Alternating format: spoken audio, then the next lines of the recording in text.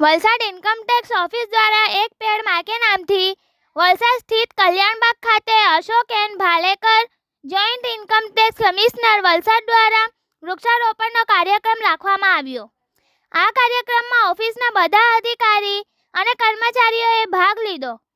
આજના એક પેડ માં કે નામ કાર્યક્રમ થકી ઇન્કમટેક્સ ઓફિસ વતી લોકોમાં વૃક્ષારોપણનું મહત્વ વિશે જાણકારી આપવાની સાથે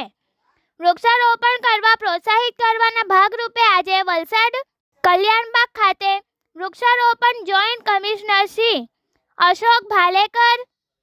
assistant commissioner Shri Ramankumar, income tax અધિકારી શ્રી નરેન્દ્ર સીએ